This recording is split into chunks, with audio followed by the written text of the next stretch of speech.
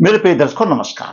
प्रिय दर्शकों ऋषि ज्योतिष में मैं आपका स्वागत करता हूं और आपको बहुत धन्यवाद देता हूं कि आप मेरे वीडियो बड़ी उत्सुकता से देख रहे हैं। आशा करता हूं आगे भी देखते रहेंगे।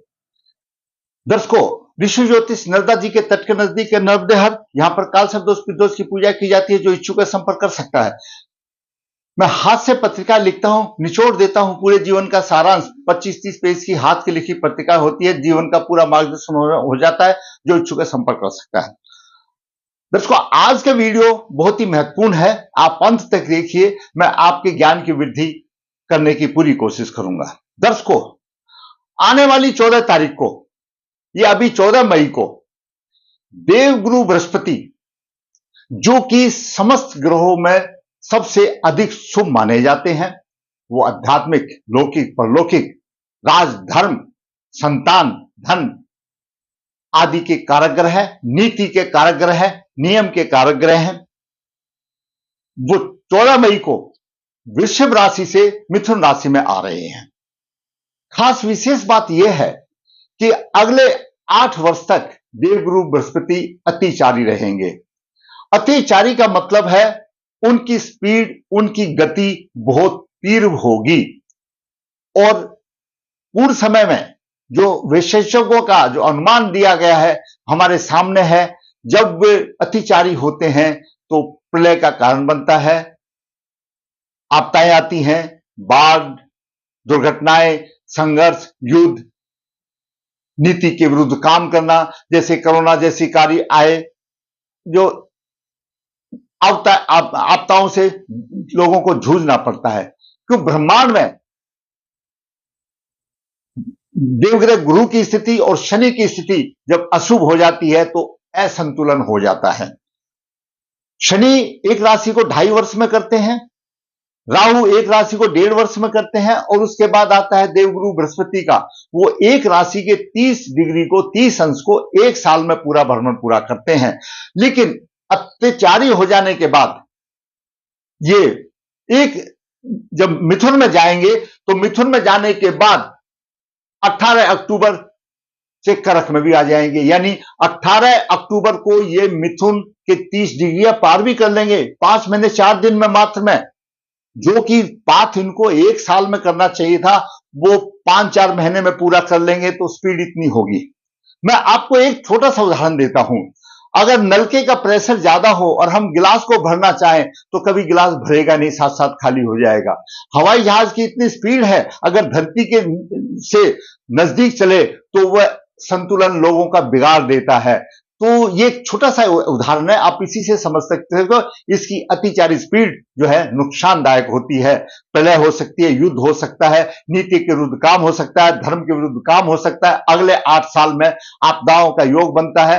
ये सारी सब चीजें जो असामान्य होती हैं उनका योग बन जाता है, जिसमें सभी चीज आती है। बाढ़ आ गया, प्रकोप आ गया, बीमारियां आ गई, महामारी आ गई, युद्ध स्तर आ गए देशों में, और कोई प्रकोप आ गया, साइक्लोन्स आ गए। ये सारे अशुभ प्रलय यानी आपदा बताई गई हैं। दर्शकों, जैसा कि मैं आपको बता रहा हूं, देवगुरु बृहस्पति 14/5 को मिथुन राशि में आ रहे हैं और जीवन में प्राप्त होने वाले सभी आध्यात्मिक सुख, मानसिक तथा उच्चतम विचारधारा के कारक है। स्त्री जाति के लिए पति के भी कारक माने जाते हैं, सौभाग्य के सूचक भी हैं। और 14/5/2025 को वृषभ राशि से मिथुन राशि में आ रहे हैं।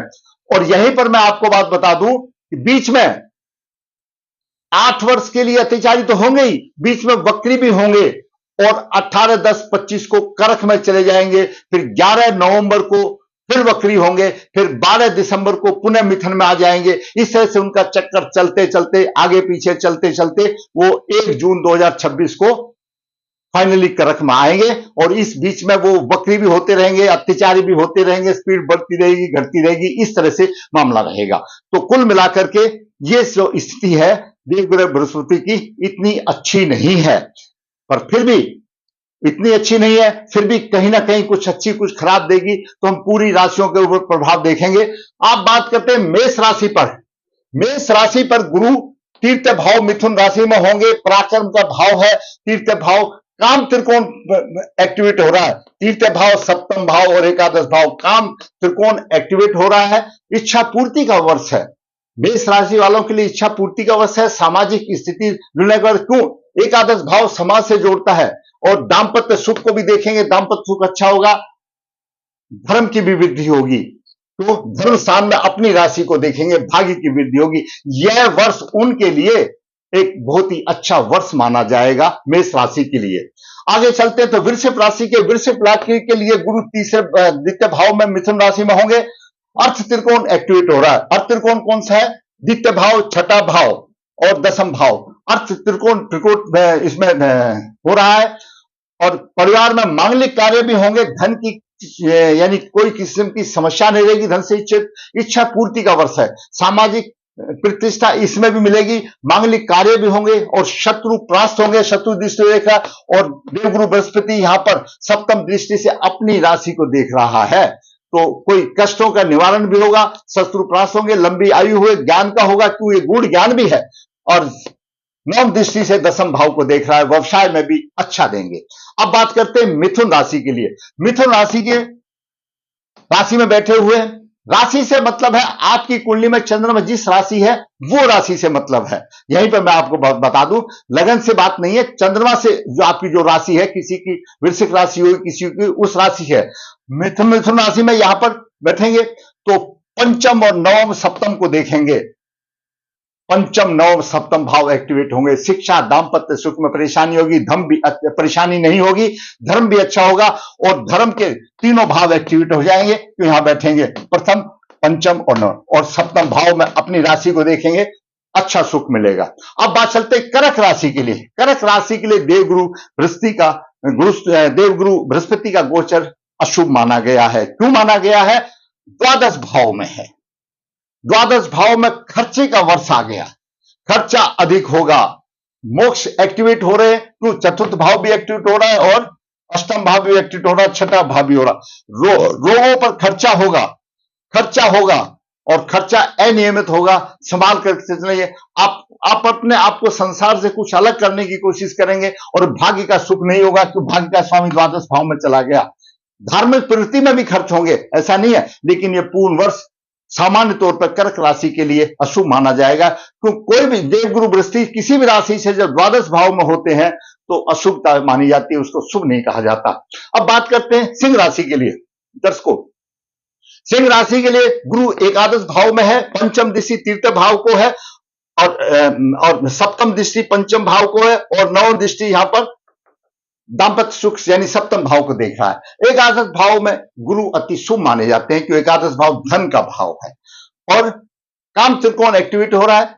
सोच से अधिक धन आ सकता है, इतना आदमी सोचेगा भी नहीं और मुझे इतना धन चाहिए, उससे अधिक आ जाएगा और बहुत ही अच्छा उसका वो रहेगा, किसी किस्म की परेशानी रहेगी, परिश्रम से धन में आमदनी होगी। अब बात करें कन्या राशि के लिए। कन्या राशि के लिए राशि से दसम भाव में देवगुरु बस्ती होंगे। दसम भाव में गुरु की वाणी ऐसी हो जाती है, जो उसको कह दिया तथास्तु हो जाता है। सोच समझ करके ऐसे जातक को बोलना चाहिए जब दसम भाव में गुरु हो और द्वितीय भाव को देख रहा है और चतुर्थ भाव को देख रहा है। घर बनाना है, बड़ा आसान होगा, घर से संबंध अच्छा होगा, माता भूमि मकान का भी अच्छा संबंध होगा, घर बनाने का अच्छा। और नवम दृष्टि से यहां पर छठे भाव को देख रहा है, कन्या राशि में छठे भाव को देख रहा है, तो रोग शत्रुओं से भी उसका शमन होगा।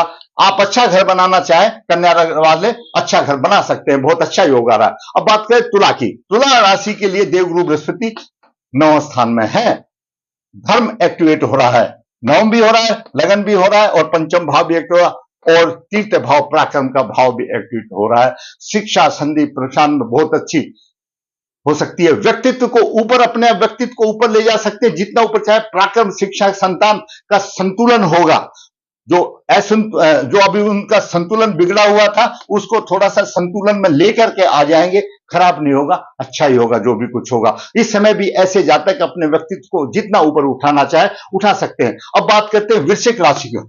वृश्चिक राशि में देवगुरु बृहस्पति अष्टम भाव में है। अष्टम भाव में देवगुरु बृहस्पति की दो दृष्टियां पंचम द्वादश भाव में है और सप्तम दृष्टि यहां पर है।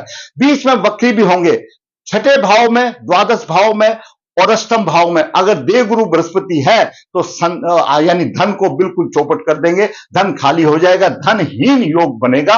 वृश्चिक राशि के लिए अष्टम भाव में शुभ नहीं है, धन की हानि होगी। क्यों? क्योंकि 12वां और 12वां भाव भी एक्टिवेट हो रहा है और यानी चतुर्थ भाव भी एक्टिवेट हो रहा है। पराक्रम शिक्षा इसमें एक्टिवेट हो रहा है, जो कि शुभ नहीं है। पंचम दृष्टि से 12वां हो रहा है और सप्तम दृष्टि ये हो रहा है, नवम दृष्टि से चतुर्थ हो रहा है। इसका मतलब यह है मोक्ष के तीनों भाव एक्टिवेट हो रहे हैं, चतुर्थ भाव, अष्टम भाव और द्वादश भाव। अपने आप को अलग से रखना चाहेंगे, अपनी सोच से अलग से रखना चाहेंगे कि संसार ऐसा ही है और खर्च का होगा, खर्च वो अनियंत्रण से बाहर हो जाएगा। वृश्चिक राशि के लिए देवगुरु बृहस्पति का गोचर शुभ नहीं है साधारण तौर पर। अब बात करते हैं धनु राशि के लिए। धनु राशि के लिए देवगुरु बृहस्पति सप्तम भाव में है। सप्तम भाव में फिर यहां पर काम त्रिकोण एक्टिवेट हो रहा है, तीर्थ भाव एक्टिवेट हो रहा है, एकादश भाव हो रहा है, सप्तम भाव में एक्टिवेट हो गया। अच्छा पत्नी सुख मिलेगा, प्रतिष्ठा मिलेगी, दाम्पत्य सुख मिलेगा और धन की कोई समस्या नहीं रहेगी, प्रतिष्ठा भी रहेगी। अब बात करते हैं मकर राशि के लिए। मकर राशि के लिए देवगुरु बृहस्पति छठे भाव में है। छठे भाव में देवगुरु बृहस्पति की पंचम दृष्टि दसम भाव में जाती है। व्यवसाय में थोड़ा ठीक, लेकिन यहां पर खर्चा अधिक करेंगे, रोग और शत्रुओं से खर्चा भी होगा और यहां पर द्वितीय भाव में भी दृष्टि होगी, खर्च करेंगे द्वितीय भाव से लेकर के। मकर के लिए भी अशुभ है। और वैसे भी जब छठे भाव में जब वक्री भी होंगे बीच में, तो वक्री भी होंगे तो खर्च के हिसाब से उनके जो है ना लाले पड़ जाएंगे, बहुत अधिक खर्च करा देंगे। मकर राशि के लिए धन संबंध में हानि की परेशानी होगी और परिवार और कुटुंब में परेशानी का वातावरण बनेगा उनका, और दाम्पत्य सुख में भी परेशानी वाली बात आएगी। तो अभी ये बात आई कुंभ राशि की। कुंभ राशि के लिए देवगुरु बृहस्पति एक वरदान है। किसके लिए? धन के लिए एक वरदान है, क्योंकि कुंभ राशि में द्वितीय भाव और एकादश भाव धन का बनता है और यहां पर पंचम भाव में होंगे। धर्म त्रिकोण एक्टिवेट भी होगा और एकादश भाव भी एक्टिवेट होगा। तो कुंभ राशि के लिए एक वरदान है धन त्रिकोण के, और आमदनी अच्छी होगी। ये इस समय उनके लिए कुछ काम करने का है, जो बचे हुए काम है वो कर सकते हैं, तो उनकी धार्मिक प्रवृत्ति हो जाएगी, धन की कोई कमी नहीं होगी और धन तो सबको चाहिए। तो बहुत अच्छा रहेगा कुंभ राशि के लिए भी। मीन राशि के लिए देवगुरु बृहस्पति चतुर्थ भाव में है। चतुर्थ भाव से तीनों मोक्ष त्रिकोण एक्टिवेट हो रहे हैं, चतुर्थ भी हो रहा है और अष्टम भी हो रहा है और द्वादश भी हो रहा है। अपने आप को लग रखेगा, माता, वाहन, घरेलू सुखों में थोड़ा सा अच्छा तो रहेगा और व्यवसाय भी अच्छा रहेगा, लेकिन खर्च भी अच्छा रहेगा। और यहां पर सब पंचम दृष्टि से अष्टम भाव को भी देख रहा है। जरूरी बात है, कष्टों से राहत मिलेगी, क्यों यहां पर चंद्र राशि का स्वामी माना जाएगा। लेकिन वैसे भी मीन राशि में अच्छा तो है, क्यों व्यवसाय को अच्छा देगा, इसमें कोई दो राय नहीं, उसका व्यवसाय अच्छा चलेगा, खर्च तो होगा वो एक अलग बात है, लेकिन व्यवसाय की तरफ से एक अच्छा शुभ माना जाएगा। तो मैंने अभी आपको 12 राशियों में देवगुरु बृहस्पति का जो गोचर है मैंने बहुत छोटे रूप में बताया है। विस्तार करने लगे तो एक एक कुंडली के लिए एक एक एपिसोड चाहिए। साधारण तौर पर मैं आप बता देता हूं, आपकी जन्म राशि जो भी है, चंद्रमा जिस राशि में है उससे देवगुरु बृहस्पति जब दूसरे स्थान में आते हैं, पंचम स्थान में आते हैं, सातवें स्थान में आते हैं, 9वें स्थान में आते हैं और 11वें स्थान में आते हैं तो अति श्रेष्ठ माने जाते हैं। उसके बाद पंचम, सप्तम और 9वें भाव में आए तो क्रियात्मक शक्ति प्रकट होती है, अच्छे होते हैं। और देवगुरु बृहस्पति किसी भी राशि से दूसरे 11वें भाव में हो तो विशेष धन और ऐश्वर्य भौतिक देते हैं। कोई भी राशि होने दो, कभी भी गोचर जब आए, जब राशि से दूसरे स्थान में हो या एकादश भाव में हो तो ऐश्वर्य भौतिक का सुख देते हैं। लेकिन देवगुरु बृहस्पति जब आपकी राशि से चतुर्थ, अष्टम और द्वादश भाव में होंगे तो परेशानियों का पहाड़ टूट जाएगा, परेशानियां आएंगी। तो दर्शकों, ये मैंने आपको देवगुरु बृहस्पति का गोचर बताया, आने वाले समय में बताया अतिचारी क्या है, और आने वाला समय थोड़ा सा हमारा अच्छा नहीं है।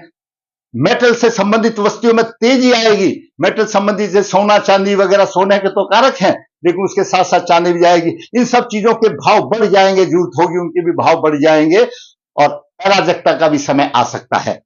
आपको अगर मेरा वीडियो अच्छा लगा तो लाइक करें, शेयर करें, जिससे मेरा चैनल सब्सक्राइब है ताकि इसी प्रकार आपके लिए ज्ञानवर्धक वीडियो बना करके मैं आपका मार्गदर्शन करूं। धन्यवाद।